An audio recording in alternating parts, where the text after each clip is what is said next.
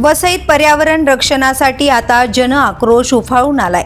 नैसर्गिक साधन संपत्तीवर सुरू असलेल्या बेकायदेशीर दरोड्याविरोधात नागरिक आता रस्त्यावर उतरणार आहेत। आज 25 एप्रिल रोजी वसई तहसीलदार कार्यालयावर धडक मोर्चा काढण्याचा निर्णय नागरिकांनी घेतलाय। वसई विरार पट्ट्यात गेल्या काही वर्षांपासून पर्यावरणाची मोठ्या प्रमाणावर हानी होत असल्याचं समोर आलंय। खाडी परिसरात सुरू असलेला अमर्याद वाळू उपसा, बेकायदेशीर माती उत्खनन, नैसर्गिक जलस्रोतांचा नाश आणि विकासाच्या नावाखाली होणारी वृक्षतोड यामुळे पर्यावरणाचे संतुलन बिघडले आहे।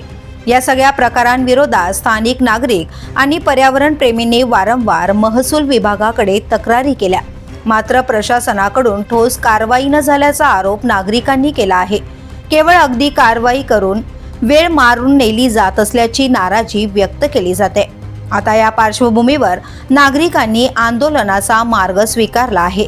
आज शनिवारी 10:30 वाजता तहसीलदार कार्यालयावर धडक मोर्चा काढत प्रशासनाला जाब विचारला जाणार आहे। विविध सामाजिक संघटना आणि पर्यावरण प्रेमी यावेळी मोठ्या संख्येने सहभागी होणार आहेत। नैसर्गिक संपत्ती ही सर्वांची आहे, तिचे संरक्षण करणे ही आपली जबाबदारी आहे, असा संदेश देत आंदोलनात सहभागी होण्याचे आवाहन आयोजकांनी केले आहे। या आंदोलनामुळे प्रशासनावर दबाव वाढण्याची शक्यता व्यक्त केली जाते आणि बेकायदेशीर कृत्यांवर आळा बसावा अशी सर्वसामान्य नागरिकांची अपेक्षा आहे।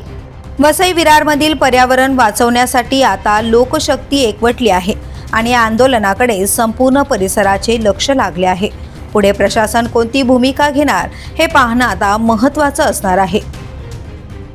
द पोलीस न्यूजसाठी श्रीधर चव्हाण, वसई विरार।